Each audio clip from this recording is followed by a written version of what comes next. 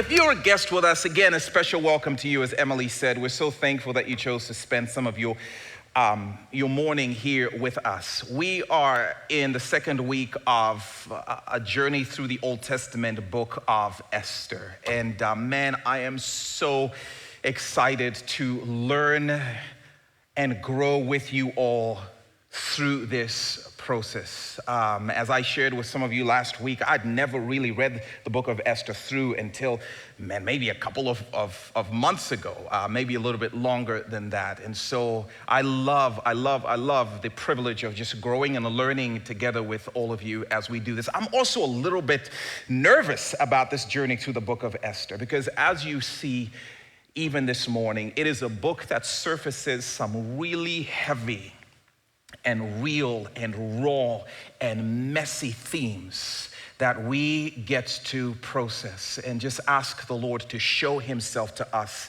in the midst of it all. So it's not necessarily a comfortable or a pretty book, but it's an incredible book in which I trust the Lord will speak to us as we journey together. And man, as we walk through this book, we are going to see practices that are different from ours. We're going to see people in a culture that's different from ours. We are going to see things that are shocking to our system and to our norms and to our moral framework. And yet I trust that as we step in through the portal of time to the time of Esther, into this messy and maybe shocking and very different scenario, that what we will find is the same God at work in the different, the same God at work in the mess, the God who is at work in the heavy even now was at work in the heaviness even back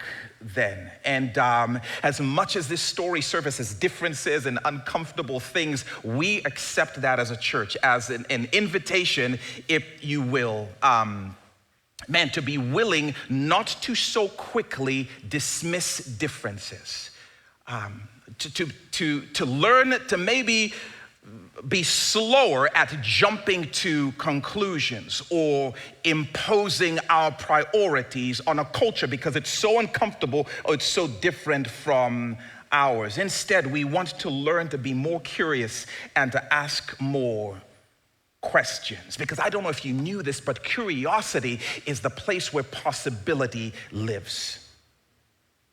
Conclusions, that's where stories end. When I jump to a conclusion, I've reached the end. I've skipped the middle. I know how this thing wraps, and so there's no possibility of anything else happening. But curiosity makes room for the possibility that maybe there's something I don't yet see. Maybe there's something I don't quite know. Maybe the story isn't quite wrapped. Now I'm talking to parents of teenagers. Maybe it's not yet finished. There's more coming out of this. And so we've said this and we're going to continue to say this. We want to be more curious and we want to ask more questions. Even when our instinct is to be dismissive or jump to conclusions, we want to be more curious. We want to ask more questions. And the question of curiosity that we believe will surface if we do that is the question of, is it possible that God may still be working in the midst of this mess? Is it possible that God's still working in this different? Is it possible that God's still working in this shocking situation? When I jump to conclusions, I shut that possibility. But curiosity allows me to ask and maybe believe that it's possible God is still working even here. So if you missed last week, man, I'm going to give you a quick catch up of Esther Chapter 1. Again, this story is set in Susa, modern day Iran, the capital city of the then Persian Empire, the undisputed superpower of the day. And on the throne of Persia is a bad dude by the name of Xerxes, the wealthiest and most powerful man on the planet. When we join the story, Xerxes has a problem, and his problem is a real and present threat in the form of the Greek Empire that's growing in power and coming after him and coming after his empire to claim status as the world superpower. And the only way to resolve that drama, he knows, is to go to war against the Greeks. And if he's going to go to war against the Greeks successfully, then he has to bolster, he's got to build up his army. And so in order to do that, he throws a 6-month super party. And he invites from 127 of the countries under his power, he invites the military and the national leaders to join him for 6 months. And during that time, he flaunts and he flashes and he flexes, just show and tell all of his wealth and all of the amenities of his kingdom in order to convince all of these people that you've picked the right side. And if you pledge loyalty to me over and over again, this could be yours. And if you go to war for me against the Greeks, this is what you can expect your life to look like. For 187 days, he does that. And at the end of the 187 days, he decides he wants to parade his pride and joy, who happens to be his wife, Queen Vashti. Because apparently she was stunning to look at. So he orders his wife, Queen Vashti, to present herself to him and men, this military convention of men, to be paraded before them. Now, we don't know all of the reasons why Vashti made the decision that she did. So we won't jump to conclusions, will we? We'll be more curious and ask more questions. But in either case, at the end of the day, Vashti straight up shuts down her boo-boo, the king. She defies her husband's order. Now, it was interesting. Last week, I asked my 16-year-old daughter over lunch, like, what did you think about Queen Vashti's decision to disregard and to dismiss her husband, the king's order for her to present herself to him? And man, my daughter said, it's none of your business what she said. That was a private conversation between me and my teenager. Come on, I mean, be more curious, ask more questions, but come on. No, but really, I'm curious to know, what did you think as you continued to process the questions? What did you think about Queen Vashti's decision to defy her husband? Because how weird would it be? Can you imagine this? Like if we showed up to church and we listened to a message and then didn't go away and think more about it and process it a little bit more, that would feel like a futile waste of time. So as you did that and processed things, I'm curious to know where you landed on this whole Vashti thing. What do you think Jesus would have told Vashti to do? Anyway, continue to process that. In the meantime, it doesn't really matter how you feel about it or how I feel about it. The only thing that mattered in that cultural context was what one person thought about it. And that person was Xerxes, the king.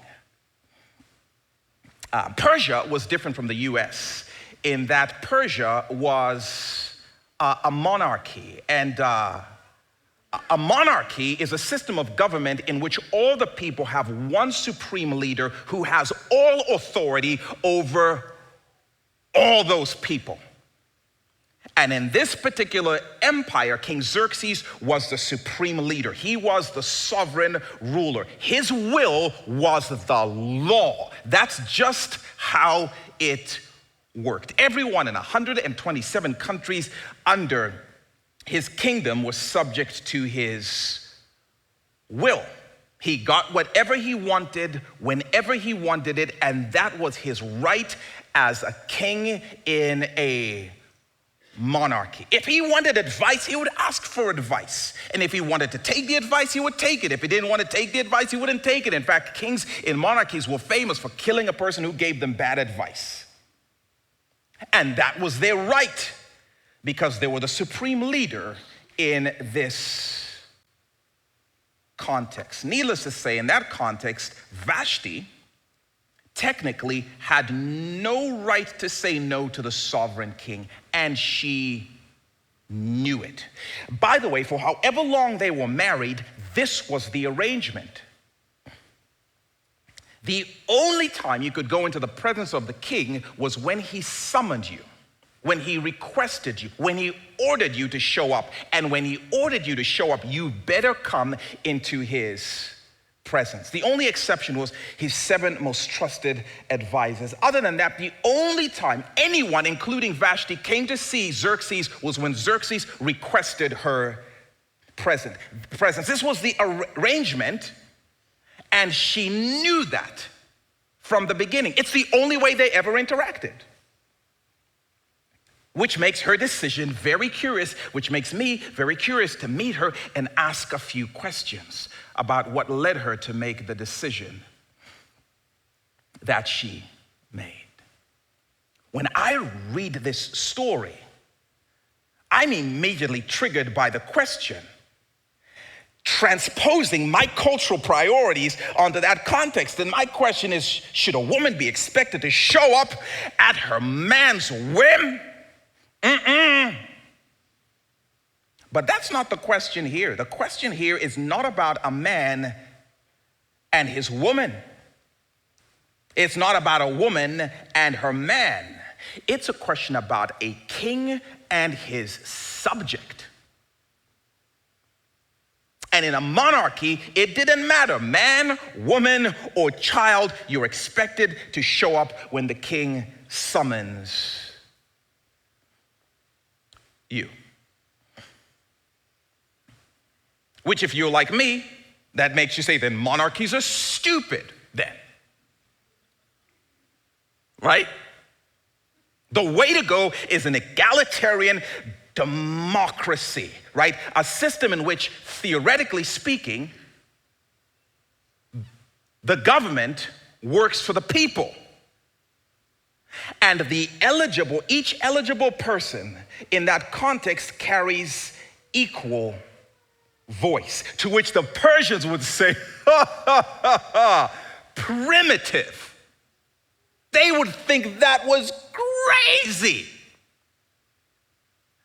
because it's very different from what we experience here in this country. By the way, one of the sermon questions to feed your curiosity and maybe for you to ask a few questions about is, which is the better system of government? I just kick that around for fun. A monarchy or a democracy? My instinctive reaction is, duh, the better system is the one that I'm used to, is the one that I'm familiar with. But man, the more I let myself ask more questions, I had to say, I don't know. Which probably upsets some of you. You need to be more curious, ask more questions. I'm like, I don't know. I'm still thinking about it, but at present, my conclusion is, it depends who the leader is. That's my conclusion. Would I rather have spent the last 10 years in our democracy, or would I rather have spent the last 10 years in David the king's monarchy? It depends who's leading, I said to myself. I don't know. And then God, he doesn't help very much, because he says, I ultimately put in positions of authority whoever is in whatever system of government. I'm like, that doesn't help. And then I wrestle through it a little bit more, and I'm like, yeah, but then, like, spiritually, like, ultimately, I'm the citizen of a monarchy. Like, Jesus is my sovereign king, and I'm subject to his ultimate will, and I'm gonna spend forever and ever and ever in a monarchy. I don't know. I need to ask more questions. Have fun with that. Anyway, in Persia, it was Xerxes. He was the supreme leader. And man, when his wife, who also happened to be his subject, defied him, he was furious. And, got some advice, and he ended up stripping Vashti of her crown, banishing her from his presence, and instituting a kingdom-wide law that said, women are to be subject to the men in their lives. And then things only get messier from there. Esther chapter 2. If you have a copy of the Bible, meet me there. We're going to have the verses up here on the screen. Let me just say this to you ahead of time. Man, some of the things that are going to surface in this chapter are going to be a little bit on the heavier side, maybe even delicate. But let me tell you this. I don't think I'm going to mince my words, but I'll be cautious. In case you're somebody who has sensitive ears, I'll be careful. But I can promise that it won't trigger some curiosity and some questions at lunch. Esther chapter 2, verse 1. Later, when King Xerxes' fury had subsided, he remembered Vashti and what she had done and what he had decreed about her. By the way, this is going to be such a great lesson in impulse and regret. When you make an irreversible decision, you want to be sure that you can live with it. I'm talking to some of you who are considering saying, I do. You've got to be sure that you can live with it. Before you sign those closing papers, you've got to be sure. Before you say to them, I hate you and I never want to see you again, you've got to be sure. Before you get her name tattooed on your face, you've got to be sure. I'm just telling you right now. Chapter 2 opens up with Xerxes having a what on earth have I done kind of a moment. Something reminds him of his ex-wife, Vashti, and the sense you get is that it makes him sadly reminiscent of the days and the times that they spent together. He straight misses his boo-boo now, like his day one. But he also remembered that he tattooed some royal documents that would make it really messy to try and laser remove and undo what he had done. He was kind of in a stuck place on account of his decision. And I think I have some sense of what reminded him of Vashti and made him miss her. Xerxes is nursing some serious shame and disappointment. What the author of the book of Esther doesn't tell us is 4 years have passed since the end of chapter 1 and the beginning of chapter 2. What happened during those 4 years? Great question. Xerxes went to war against the Greek Empire, and they kicked his royal butt in humiliating fashion. Ooh, it was bad. So Xerxes is now back home. His wealth has taken a hit, and there's a little less respect on his name. And for a man in that culture, as is true for men in many cultures, the loss of money and the loss of respect sends him into a hurting place. And I think it's in his misery that he remembers his day one Vashti. Oh, Vashti. She would know exactly what to say right now, and she would know how to cheer me up right now. But I made a dumb decree, and she is gone. And the picture is of Xerxes just moping around in his misery and in his disappointment. And by moping around, I mean history records him as going on one of his famous adult pleasure binges. As the king of Persia, this dude had access to young women that were brought to him at the snap of his fingers. And in order to deal with his inner hurt, he was snapping, boy, and snapping and snapping. Woman after woman after woman after woman. He even demanded some of the wives of his army officers. But yet, no matter who it was, none of them seemed to quite match up or measure up to Queen Vashti. And he continues to live with this disappointment. Oof. Can you imagine this monster of a man who's just snap of his fingers to deal with his inner pain or his inner insecurity? He's just snapping his fingers.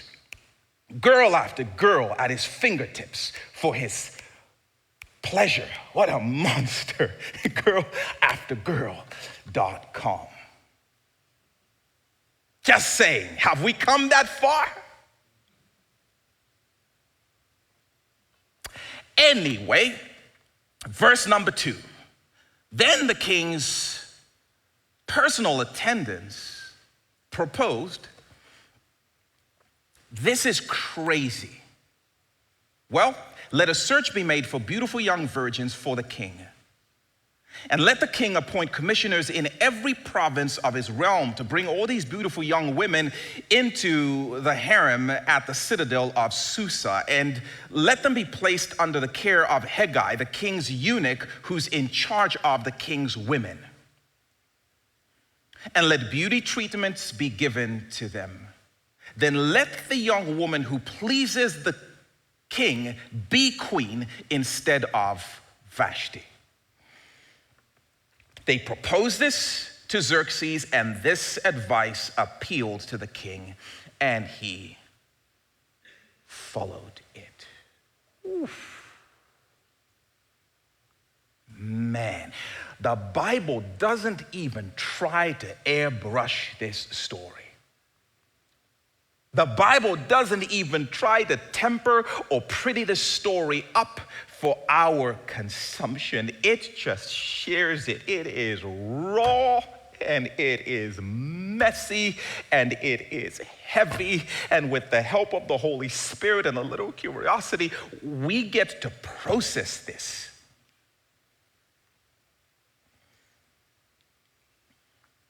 This is heavy, y'all. This is where we first learn that the king had access to young women at the snap of his fingers because he collected them. He had a beautiful house on his royal compound, and that house kept women for his pleasure.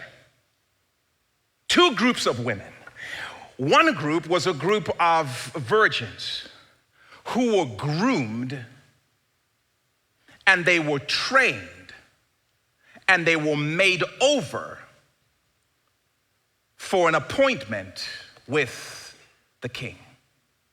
And then he had another section of that house that was for the concubines. And the concubines used to be virgins, but are no longer virgins thanks to the king. But they lived there just in case at some point the king should remember them and request them by name. Then they could come back and see him. And the reality is, for most of these women, they would only encounter the king one time, but they lived in seclusion, removed from the world, just in case. And that was their life.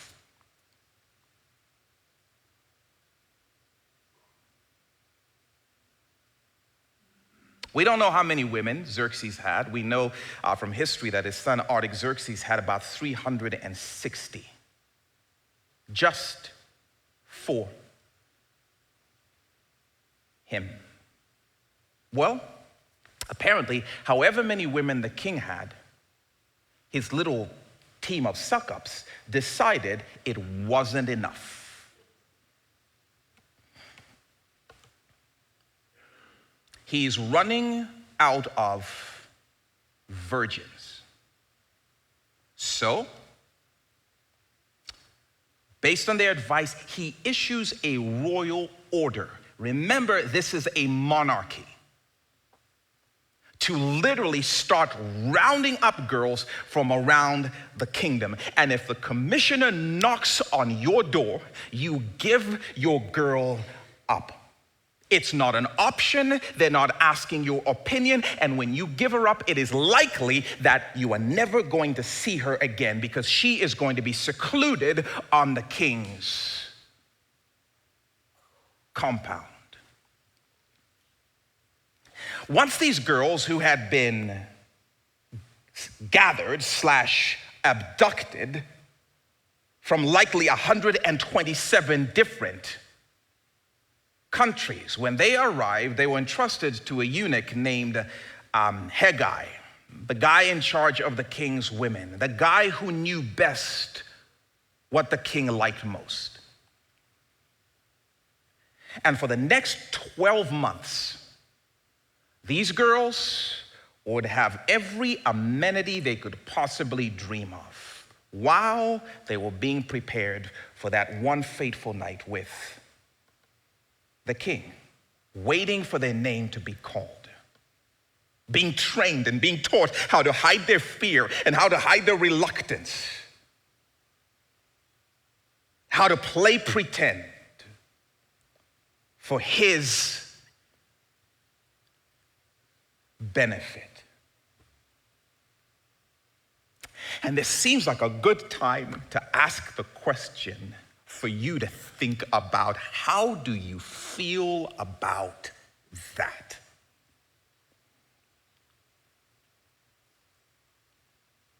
How do you even process something like this? Girls being forcibly ripped from their homes so that the king can have more options. Young ladies who are cut off from society and they're kept in seclusion. Let's be honest, they are kept in captivity in the off chance that at some point in the next 10 years, he might remember you.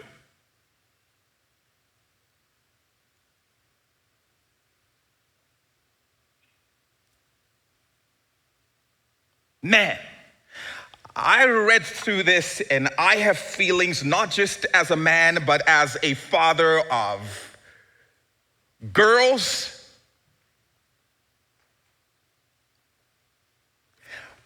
But you need to know it's not just the girls. There is a character here named Haggai who is a eunuch. Do you know how he got the job? Every year, 500 boys are abducted from their homes and they're castrated and they're forced into the king's service. And this guy grew up in the system and eventually got to this position. I'm just asking, how do you feel about this? Kids being abducted for the pleasure of this one guy. Let me say, if this breaks your heart, if this makes you angry, I say good. In fact, I say it absolutely should. Yeah, man, if I could jump in the time machine and go back to that day and time, I would go back and you would what? Because I'm also curious.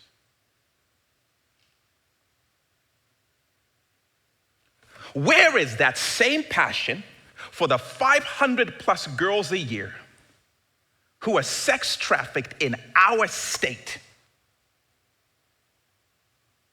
the state of Indiana. Because it would be weird if we flared up and raged about this practice that's conducted in a culture in which it was perfectly acceptable thousands of years ago. And we didn't bring that same energy and rage and passion in a culture in which it's completely unacceptable and the government actually considers it illegal and we have resources to do something about it. That would be so strange if we sat in a room like this and got upset about Persia, but not about Indiana. I'm just saying.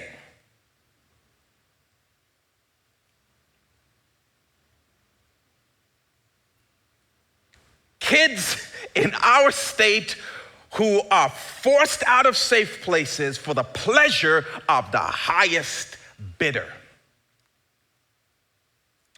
I'm not talking about going through a portal into a different culture or a different time. I'm talking about right here in our own state.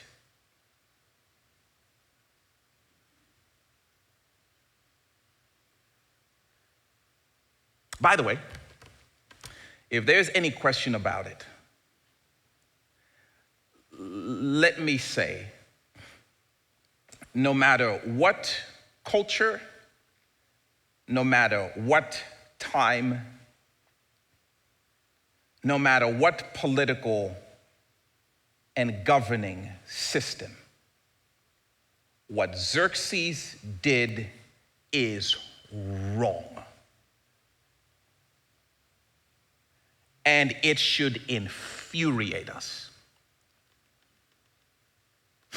Not just because it's different from our preferences, but because the King of all kings hates it.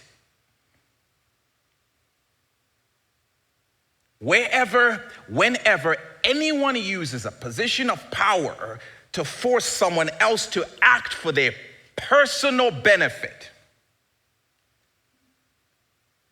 Jesus condemns it, and he calls it injustice, and he calls it abuse. Make no mistake about that. And when Jesus speaks, y'all, it doesn't matter what the culture thinks. It doesn't matter what the time is. It doesn't matter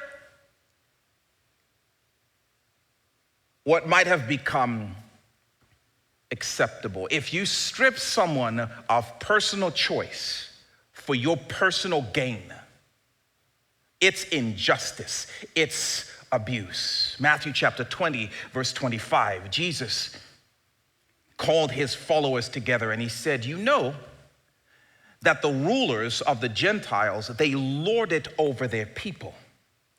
They use their power to enforce their agenda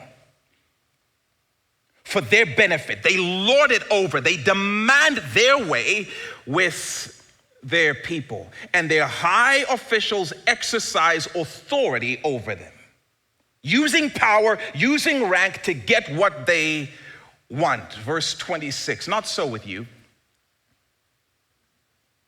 That's not our way. Instead, whoever wants to become great among you must be your servant.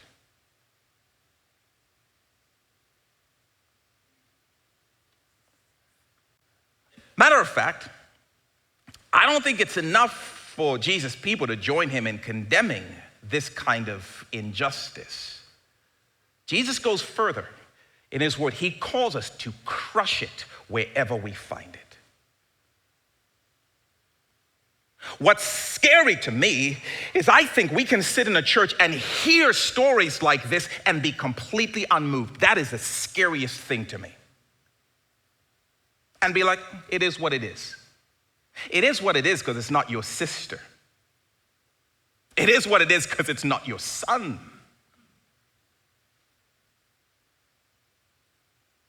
It is what it is because it didn't happen to your parents. Otherwise, you might not be here to feel nothing about this. But what's of second concern to me is that we would feel something and do nothing. I think that's the majority of us as a church. Like, we have these really strong feelings about what we should and what we shouldn't do, and then we leave and we eat lunch and we completely forget. Isaiah chapter 58, verse 6 This is God speaking to his people. Is this not the kind of worship that I have chosen for y'all?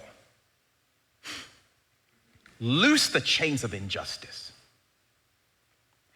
Untie the cords of the yoke. Set the oppressed free and crush every yoke of oppression. I'm not just asking you to feel something, I'm asking you to do something. If you're a follower of Jesus Christ, I don't know if you knew this, but you are part of his Justice League. I'm sorry, Marvel people, right? Which means whenever you become aware of anyone in any situation in which their choice has been stripped away, and someone is using power to get them to do something for their benefit, God calls that injustice, and he calls us to play a part in bringing release, in bringing freedom, being agents of freedom, to crush injustice where we find it. You see someone caught in a situation against their will, don't turn away. He says in chapter 58 of Isaiah, don't turn away from your own flesh and blood. We ought to ask the question, what is my role in your justice, God? Say something, report someone, make a phone call. And I'm telling you right now, if you're aware of abuse that's happening in your home, or you're aware of abuse that's happening in someone else's home because you have friends at school and you see the bruises, let us know. What you cannot do is be silent. You are part of God's Justice League to help to crush oppression and injustice wherever you see it.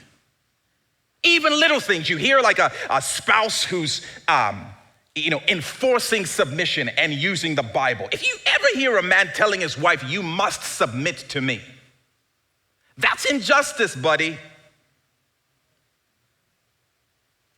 Read the passage. God says, wives, submit yourselves to your husband as to the Lord. It is no one's business except God to convince her that she ought to make that choice. The minute you start to talk like she's stripped of choice and she's obligated to you, oh, no. And the minute a wife starts to say in that context to her husband, I'm enforcing love week. You must love me. No. Now you're starting to lord over and you're starting to impose and attempt to use power somehow or manipulation to get something. No.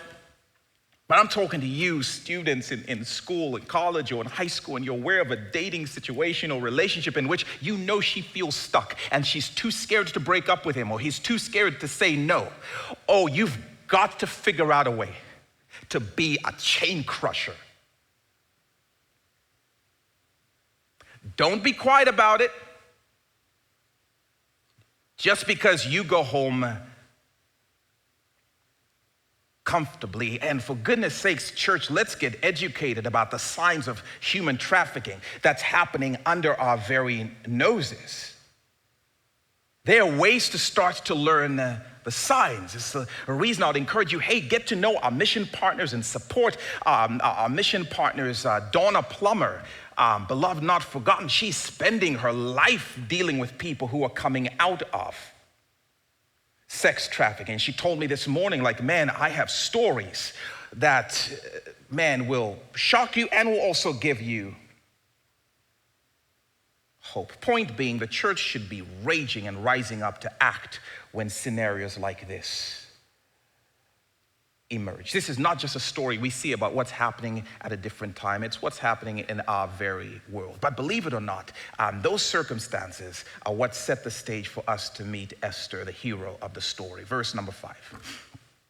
Now, there was in the citadel of Susa a Jew of the tribe of Benjamin named Mordecai, son of Jairus, son of Shimei, the son of Kish, who had been carried into exile from Jerusalem by Nebuchadnezzar, king of Babylon, among those taken captive with Jehoiakim, the king of Judah.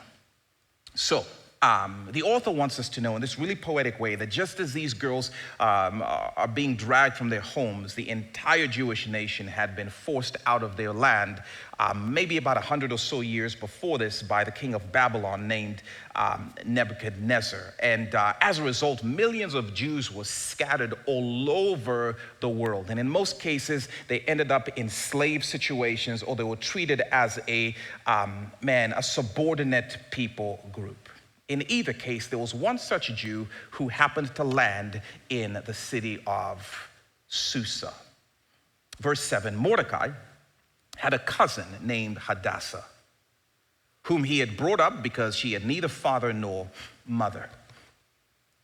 This young woman, who was also known as Esther, had a lovely figure and was beautiful. Mordecai had taken care of her as his own daughter when her father and mother died. When the king's order and edict had been proclaimed, because it wasn't an option, many young women were brought to the citadel of Susa and put under the care of Hegai. Esther was also taken to the king's palace and entrusted to Hegai, who had charge of the harem. And the harem was the house where these women lived. She, Esther, pleased Hegai and won his favor. Immediately, he provided her with beauty treatments and special food. He assigned her 7 female attendants selected from the king's palace, and he moved her and her attendants into the best place in the harem.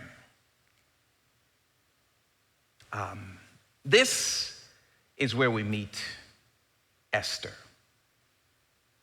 described as being striking in her appearance, a beautiful face and a lovely figure in that cultural context, which at that time some dangerous traits to be walking around with. At some point, Esther gets nominated for abduction, and she's dragged off to the king's harem. Immediately, the head eunuch in charge, Hegai, sees her. He is stunned. This dude has seen a lot of beautiful people in his life, but no one as striking as Esther. Oh, she got special treatment right away. 7 personal assistants, special spot in the quarters as she begins her 12-month preparation process leading up to her date with the king. It's almost as though the author is trying to distract us from what's happening here by telling us, oh, the amenities were so special and all of this was happening and these beauty treatments, but we'll jump ahead in the story a little bit and we'll come back next time. Verse 12, before a young woman's turn, you already knew this, came to go into King Xerxes, she had to complete 12 months of beauty treatments prescribed for the women, 6 months with oil and myrrh, and 6 with perfumes and cosmetics. And this is how she would go to the king. Anything she wanted was given her to take with her from the harem to the king's palace. In the evening, she would go there, spend the night, and in the morning, return to another part of the harem to the care of Shazgaz, what a name, the king's eunuch, who was in charge of the concubines. She would not return to the king unless he was pleased with her and summoned her by name. So now the question starts to build, right, as we wrap for this week. And the question is, what will Esther choose to do? What would you have advised Esther to do under these circumstances? Say no? Risk her life? And she would be risking life. Keep in mind, she's not the queen. Queen Vashti got a slightly different treatment on account of the fact that she was the queen. Would you encourage her to go along with it and survive? And how will you feel about the hero of this book if she goes along and plays along with this injustice? Well, let's find out. Verse 15. When the turn came for Esther, the young woman Mordecai had adopted, the daughter of his uncle Abihail, to go to the king, she asked for nothing other than what Hegai, the king's eunuch who was in charge of the harem, suggested. She went with his recommendation. And Esther won the favor of everyone who saw her. She was taken to King Xerxes in the royal residence in the 10th month, the month of Tebeth, in the 7th year of his reign. Now, the king was attracted to Esther more than any of the other women, and she won his favor and approval more than any of the other virgins. So he set a royal crown on her head, made her queen instead of Vashti. And the king gave a great banquet, Esther's banquet, for all the nobles and officials. And he proclaimed a holiday throughout the provinces and distributed gifts with royal liberality. So again, here's what's happening. Esther is so striking, so beautiful that Haggai, the eunuch, sends her to Xerxes 2 months early. And as she makes her way to go and see the king, everyone who sees Esther has the same response. Whoa, never seen anyone like her. When Xerxes lays eyes on her, it is love at first sight. The dude is completely smitten. He too has seen a lot of beautiful women, but none like Esther in his life. Apparently, she was more impressive to him than any of the other virgins, so he shuts down the whole search, proposes to her, puts a ring on her finger and a crown on her head. And after nearly 5 years, Xerxes is in a relationship. And he does what he does. He throws a party for all of his leaders to flaunt his best stuff, who at this point happens to be Esther. This church is how Esther becomes the queen. How do you process that? How are you going to think about that? The hero of this Bible story went along with this gross game, essentially willing to sleep her way to the top. Are you going to come back to church to hear more about her? Do you still view her as a victim now, or do you start to view her as a bit of a villain in the story? How do you feel about this? How do you feel about Esther? And let me say something before I send you all out. We'll talk more about this and Esther and the process and her choices, and yet in all of this messiness, you know what the author wants us to start locking in on? It's this. Look curious. God is still working his best purpose in all of this. That's what the author wants us to lock in. God is still working his best purpose in all of this, in all of the mess, and in all of the things that shocked you, and in all of the things that made you angry. God is still working his best purpose in all of this. Can you even see it? A bunch of powerful men have made this irreversible decree that makes women less influential than men, and Esther is now the queen. God is still working in all of this. King Xerxes made a gross decree, stripping women of their choice for his pleasure. It's terrible, and yet God is still working in all of this. Did you know the name of God and God himself does not show up one time in the whole book of Esther? It's almost as if the author is saying, you're going to have to be more curious. You're going to have to lean in and see God at work in all of this. God is still at work in all of this. And I came to announce that to you before you leave. Some of you need to hear that. God is still working his best purposes in all of this. Not because of a feeling we have, but because of what Jesus said he came to do. Isaiah 61 verse 1. Jesus said, the Spirit of the Sovereign Lord is on me because the Lord has anointed me to proclaim good news to the poor and the hurting. He has sent me to bind up the brokenhearted and to proclaim freedom for the captives, those who are forcefully put in certain places, and to proclaim release from darkness for the prisoner, to proclaim the year of the Lord's favor, and the day of God's vengeance. to comfort all who mourn. And I just came to declare to you, if there's an area in your life in which you felt like there is pain and injustice that's happened to you that you couldn't stop, I want you to know God is still at work in all of that. His purposes are still being worked out, even when his name seems invisible, even when you don't seem like you can see his hand in the midst of it all. I came to declare that what the devil tried to steal, God is restoring, God is redeeming. He is still at work in all of this. His purposes are still working out. He is not absent from all of this. He's setting up better places. In fact, I came to declare to some of you who've experienced divorce and abandonment, I'm coming to reclaim God's healing over your life, and that he would now use you as a vessel of healing. For some of you who've experienced abuse that the rest of us cannot even begin to imagine,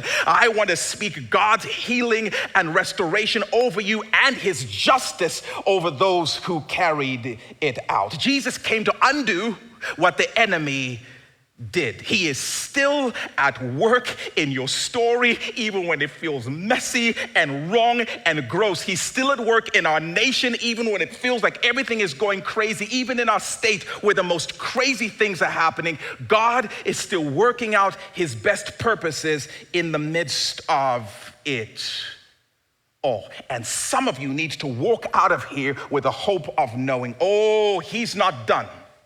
Your story does not end in a harem. Xerxes doesn't get the final say. And my prayer for you is that as you walk out of this room, that every space you walk into, you will be under the favor of God. I love that about Esther. Wherever she walked, there was favor.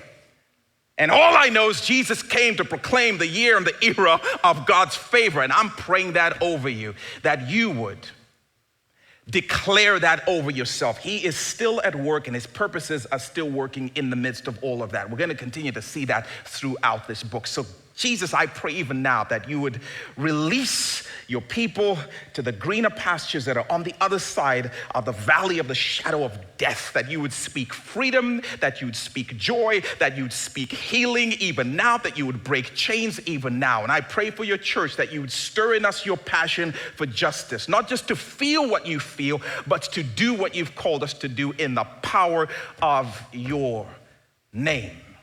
Jesus, have your way. Continue to work your purposes in all of us. In Jesus' name, amen.